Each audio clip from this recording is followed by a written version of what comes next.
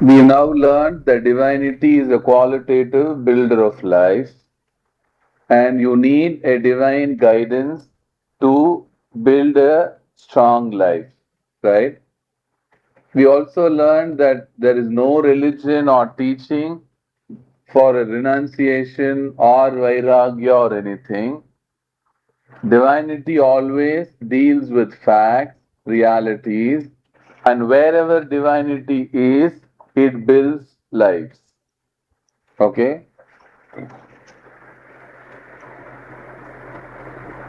Now, whenever we use the term Bala, we are now introducing a form that is what we have been calling as divinity. Bala is a builder of life, brick by brick, right? Bala is that divinity who will help you build a new life. Okay? You have your ignorance, immaturities, you have thought problems, right? You have confusions. As soon as we begin interacting with Bala, Bala starts clearing confusions, giving clarity, removing ignorance, giving knowledge, okay? Removing misplacement of priorities gives you the right way to grow. Okay. So Bala is not one more temple to visit. Bala is not one more name to chant. Bala is not one more to trade. Bala is being introduced into your lives to rebuild a lost life and to build a strong new life. Okay. So when you look at Bala, don't look at it as one more form with which you can trade or chant or go to a temple. Bala should be seen as that we have been searching. Okay? A search for what?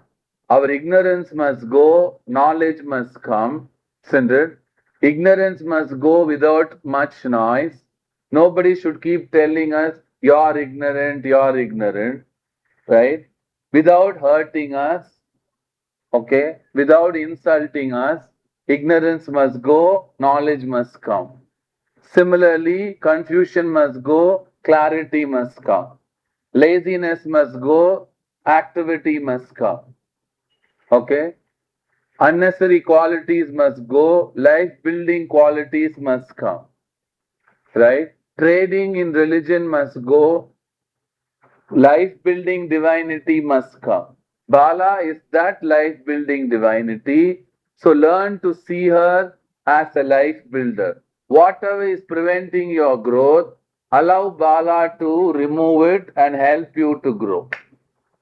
Okay? You know a lot of forms, you go to a lot of temples, but somehow we have never allowed divinity to work. Okay? We have always limited it to trade.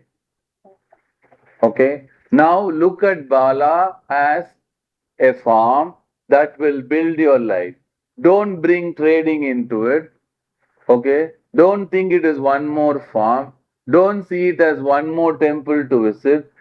Look at Bala as a form who will build our life, right? Who will remove all our ignorance and give us consistent growth so that we can be happy and fulfilled, right? Any divinity will build your life. If you feel so many temples have not, allow Bala to build your life. So, right? That way, if you know to look at Bala as a complete solution for all that you want, right? Bala will be one form that will give all that you want. You need not have 10 forms, right? So, one form that is very complete to give you all that you want. If you get it, then that one form is enough to build your life. Prayer here will be just Bala, right? There's no need to tell a lengthy prayer because the form being a life builder will start giving you qualities which itself become a prayer later. Okay? So Bala Smarana, you need a name for a form. Isn't it? So Bala the form, Bala the name. This name is enough to build your life. Allow Bala to build your life. Don't disturb Bala building your life, okay? And learn to see that Bala is a builder of life brick by brick. So we are using the term divinity. The need to use the term is because our concept of Ishvara forms is full of trading. Okay? All forms have been used to trade something, to try out something, and when one thing did not work, we have changed forms. Isn't it? So most form to man relationship, okay? Ishvara form to you relationship has been one of give and take, right? We are now using the term divinity. Why? Because Bala is divinity. And divinity means wherever divinity is, it will build lives. Okay? Because divinity is a systematic builder of life, once you understand Ishvara as divinity, whether you pray or not, you will get all that you want. Okay? You need not tell 10 different prayers to achieve something. One divinity form and one smarana, right? Or prayer will answer, will look after all your needs, right? The important ones like education, marriage, family, right? The small ones like chocolates and other things, everything will be looked after by divinity. That is why Bala said, divinity, the term should be used to give you the assurance, even if you don't ask, you will get. Right? When once Bala feels that you're ready to get married, you will, whether you want it or not. You need not strain praying. Right? When the time comes for you to have a family, you will get a child, whether you want it or not. You need not strain praying. Right? That is why we are using the term divinity. Divinity keeps giving you growth quietly, systematically, even beyond what you ask. Right? Even if you don't ask, at every stage in life, all that you need will be provided. Right? So you need not tell 10 different prayers for 10 things. Good health, education, marriage, prosperity, everything divinity will look after. So when you look at Bala, look her as a guarantee of growth. Right? Look at her as someone who has already given you the guarantee. Be friends, you will grow. Okay? All these times we have been trying to build guarantees. I'll tell this prayer, this must happen. Isn't it? Bala says whether you say a prayer or not, right, you will still get. Okay? So Bala, the divinity, assures, guarantees that whether you pray or not, whether you ask or not, you will get everything to make your life fulfilled and happy. Okay, so in this place, whenever we use the term Bala, we mean only this. That's why we don't teach any special prayers, only Bala Smaranam. Right? Bala Smaranam will assure everything. Okay, so with this Bala, now start building a new you inside. Right? Once we start getting into a relationship with Bala, right, she is going to bring a lot of changes inside you. Bala also gives you a very good classes to change qualities. Very soon you will find a new person inside you. Once the new person comes, he is going to live a new life. It will be like you've been given a new birth, right? So last class we learned stay assured for life. Now stay guaranteed for life of Bala's grace and your growth. Okay. லைஃப்ல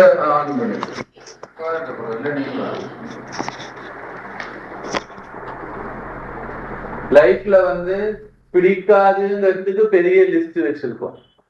என்ன எனக்கு ஜாதகம் பிடிக்கல, எங்க ஊர் பிடிக்கல, வீடு பிடிக்கல, சொத்து கம்மியா இருக்கு பிடிக்கல, என்ன அப்பா அம்மா பத்தி இதெல்லாம் பிடிக்கல, என் ஹைட்டு பிடிக்கல, வெயிட் பிடிக்கலன்னு பிடிக்கலங்கிறதுக்கு பெரிய லிஸ்ட் இருக்கு. இந்த பிடிக்கல நீ கத்துறதுனால ஏதாவது மாத்த முடியுமா உன்னால? ஜாதகம் பிடிக்கலைன்னா கிரகங்களை பொம்மையான செஸ் போர்டான்னு அங்கேயே எடுத்து இங்க வைங்க இல்ல. பாத்தீங்கன்னா சோ மனுஷன் என்ன ட்ரை பண்ணிருக்கான், ஜாதகத்தை மாத்துறதுக்கு நிறைய ட்ரை பண்ணான், நடக்கல. சரியா? ஊர் மாத்தி பார்த்தான், வீடு மாத்தி பார்த்தான், ஒன்னும் நடக்கல. சரி, எவ்வளவு பேர் வாஸ்துல சொல்லி இதை இடிச்சு அங்கவே அதை இடிச்சு இங்கவே பண்றான் என்ன. அதுக்கப்புறம் இவன் மாதிரி நான் இல்ல. அப்ப இவ்வளவு ட்ரை பண்ணின அப்புறமும் லைஃப் மாறலைங்கிற போது என்ன கத்துக்கணும்? எது மாத்த முடியுமோ அதை மாத்த ட்ரை பண்ணும். என்ன ஜோதிஷ சாஸ்திரம் என்ன சொல்லி கொடுக்கறது?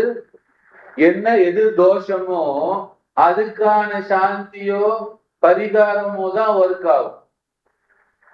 என்ன இல்ல தோஷத்தை வச்சு சாந்தி, உடம்புல வந்திருக்கிற தோஷங்களை வச்சு மருந்து இல்ல. மருந்து கலர் பிடிக்கல எனக்கு, நான் சாப்பிட மாட்டேன்னு சொன்னீங்கன்னா டாக்டர் என்ன செய்வான்? சரி உங்களுக்கு பிடிச்ச கலர்ல சாப்பிட்டுக்கங்க முடியுமா? ட்ரெஸ்ல அது கேட்கலாம், மற்றதுல எல்லாம் அது கேட்கலாம். ஆனா எதுல கேட்க கூடாதோ அங்க கேட்டீங்கன்னா புரியுதா? அப்ப லைஃப்ல மாத்தக்கூடியது என்ன அப்படின்னு பாத்தீங்கன்னா, இவ்வளவு பெரிய பிடிக்காத லிஸ்ட் இருக்கணும். இந்த லிஸ்டோட இன்னொன்னு ஒருத்தன் இருக்கான். யாரு? பிடிக்காதுன்னு சொல்றானே, அவனை இந்த சைட்ல போடு.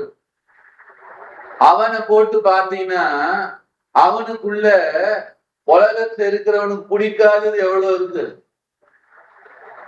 இல்ல. அவனுக்குள்ள சோம்பல் இருக்கு, வளர்ச்சிக்கு பிடிக்குமா? பிடிக்காது. அவனுக்குள்ள வம்பு இருக்கு, சுத்தி இருக்கிறவனுக்கு பிடிக்குமா? பிடிக்காது. இவனுக்குள்ள படிப்பே இல்ல, படிப்புக்கு பிடிக்குமா? பிடிக்காது. இதெல்லாம் மாத்த முடியுமா முடியாதா? முடியும். மாத்தக்கூடியதை நீ மாத்திட்டீங்கன்னா மாத்த முடியாததை நம்ம ஹேண்டில் பண்ணலாம்.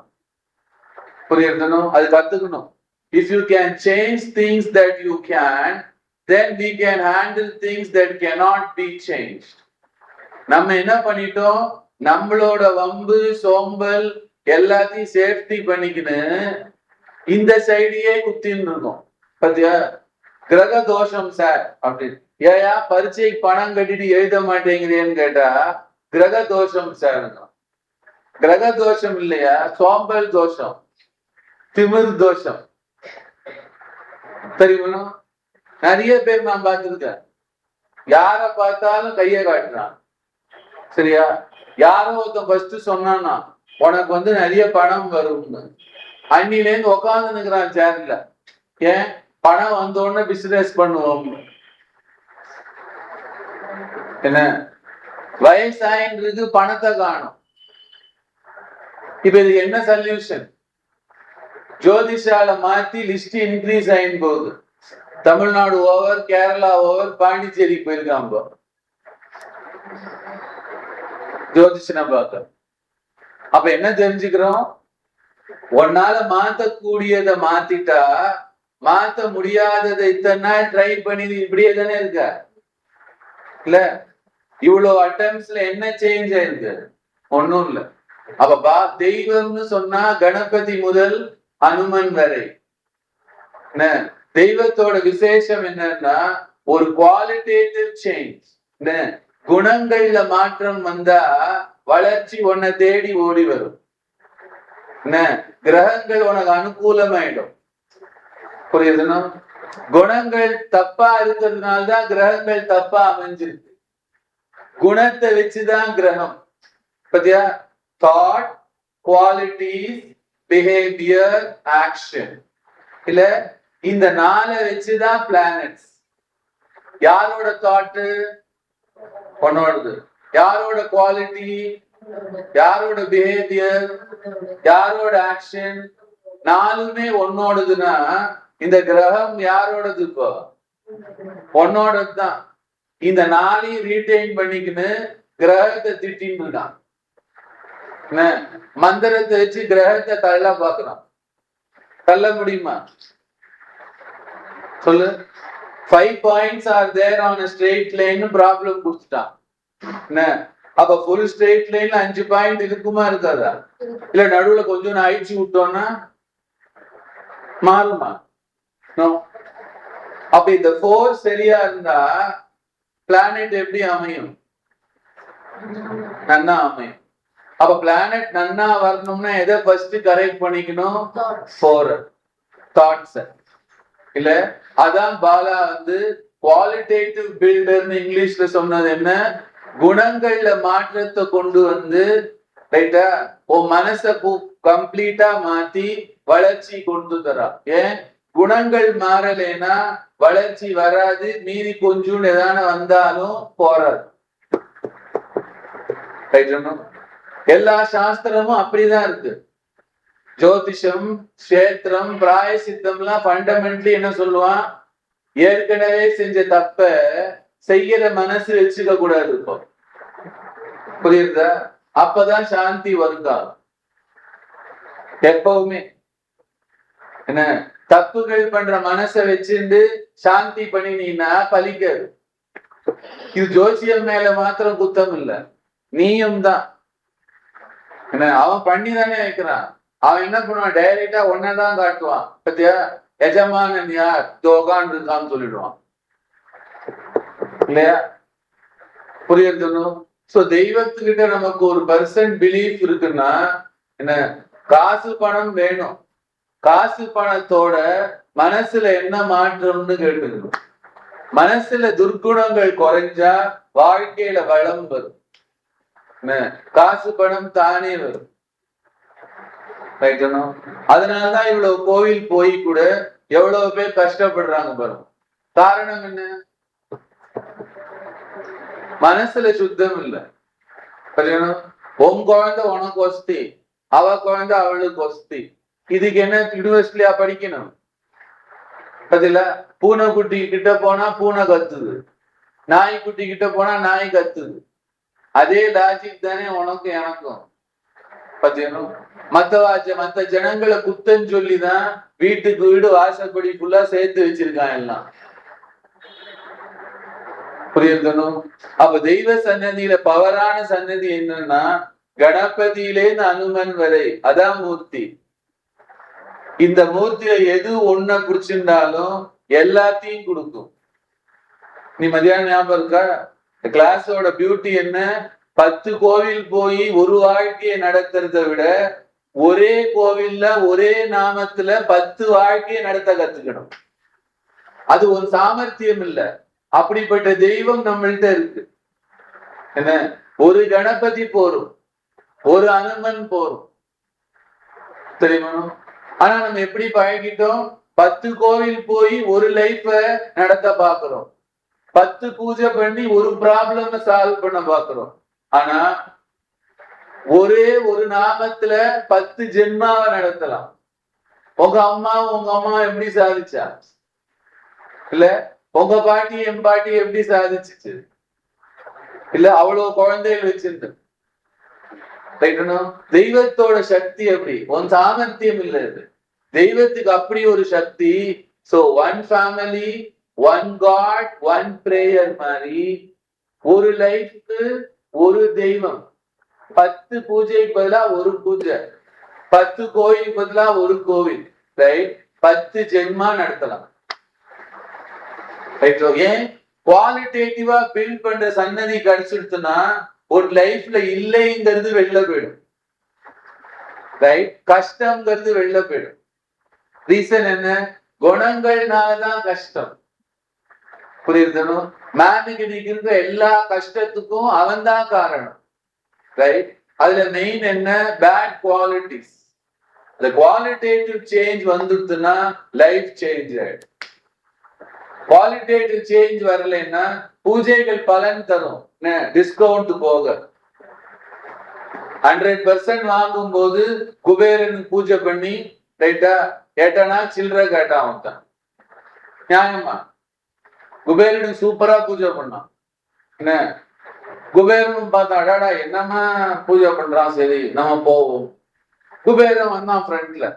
டேய் ரொம்ப சந்தோஷம், உனக்கு என்ன வேணும்னு கேளு. இவன் கேட்கும் போது உங்க மாமியார் வந்துருச்சு. என்ன அது இவன் குபேரன்ட்ட பேசுறான்னு அதுக்கு தெரியல. ஏற்கனவே கொடுத்தேன மாப்பிள்ள, அந்த காசுல எட்டனா மிச்சமா இருக்குது, எப்ப கொடுப்பீங்கன்னு கேட்டுச்சு. சரியா? இவனுக்கு கோபம். குபேரா எட்டனா கொடு உடனேன்னு கேட்டான். குபேர எட்டனா எதுக்கிட குடு குபேரானி ஃபர்ஸ்ட் இருந்தான். குபேர எட்டனா கொடுத்தா, இந்த வாங்கி நீ போ அப்படின்னு மாமியார் அனுப்பிச்சு. திரும்பி பார்த்தா குபேரனும் போயிட்டான். இவன் அலர்றான், குபேரா குபேரா. திருப்பி குபேரன் வந்து கேட்டான், என்ன விஷயம்? இப்படி வரேன்னு நான் தான் கொடுத்தேன், நீதான் எட்டனா கேட்ட, நான் கொடுத்துட்டேன், என்ன வாங்கிட்டு நீனும். அப்பதான் எனக்கு தெரிஞ்சிச்சு, அட மனச பக்குவப்படுத்திக்காம பூஜை பண்ணதுனால என்ன பலன்லாம் எங்க போச்சு போயிரு இல்ல. குணங்கள் மாற செல்வம் வரும். குணங்கள் மாறாத வந்த பணம் இந்த மாதிரி போயிடும். ரைட்டா? கிளியரா? சோ பாலாவோட பெருமை, கிருஷ்ணனோட பெருமை என்ன?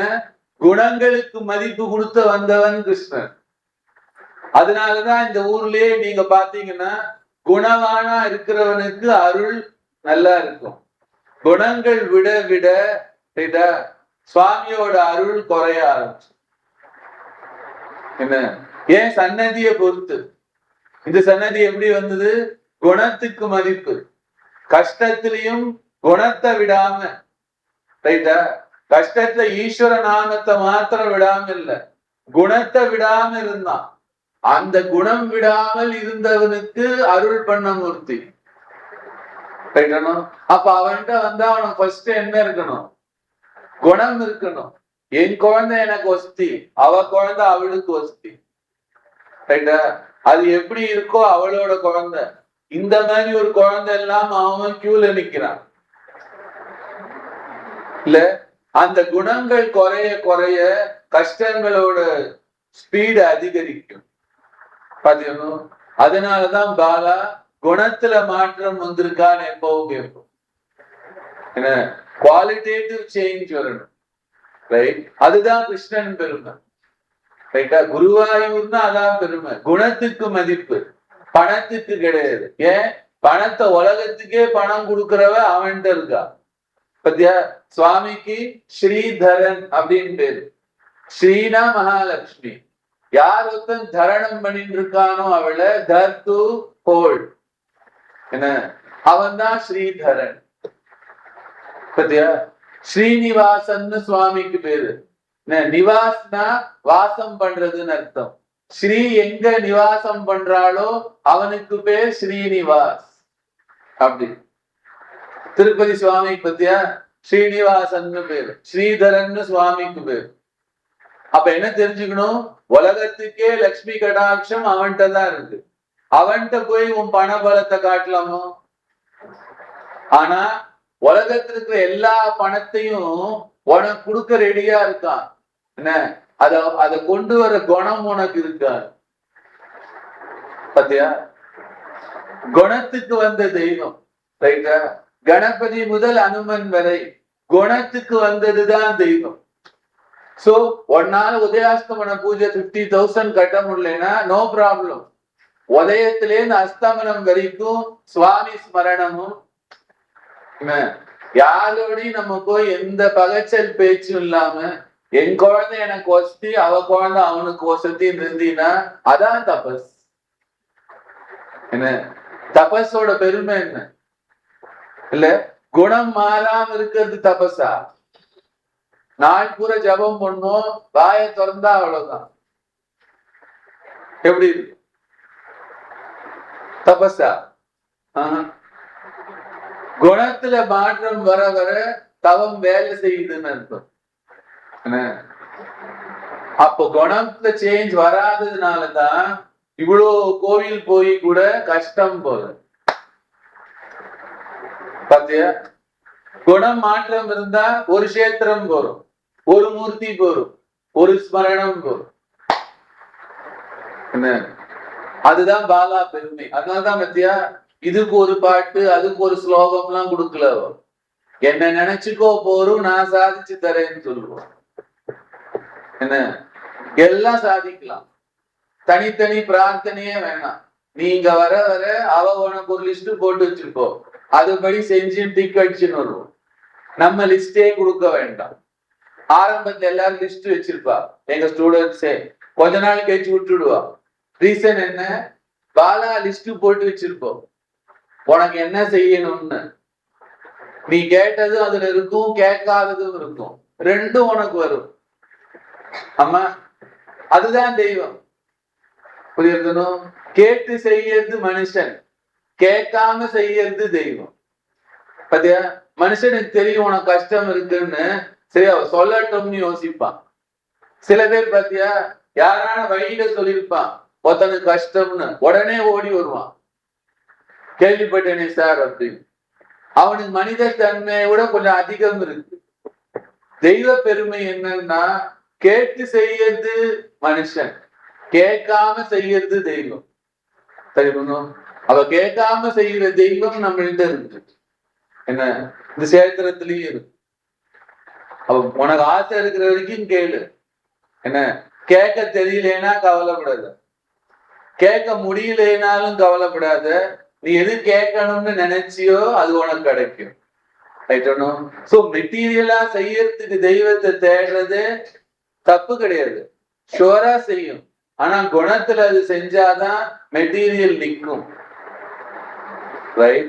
சோ குணத்தை தான் சுவாமி வேல்யூ பண்றான், பணம் தான் ஷுவரா கொடுப்பான். அவனுக்கு தெரியாதா விலைவாசி ஏறுதுன்னு? இல்ல, ஷுவரா கொடுப்பான். அதான் குவாலிட்டேட்டிவ் பில்டர் ஆஃப் லைஃப்னா கத்துக்கணும். என்ன, இந்த மாதிரி நம்ம மனசு மாறினாதான் லைஃப் மாறும். மனசு மாறின அப்புறம் கிரகங்களே மாறிக்கும். அப்படி மீறி மாறலைன்னா அதோட ட்ரபிள் நமக்கு இருக்காது. ஓகே, சோ மேனோட மைண்டுக்கு தான் பவர், அவனோட குவாலிட்டிஸ் தான் power. Quality changes, everything will change. If qualities don't change, nothing will change. அதான் Bala, a qualitative builder of life. அவ சன்னதிக்கு வந்துட்டோம்னா குணம் மாற்றம் வரும்.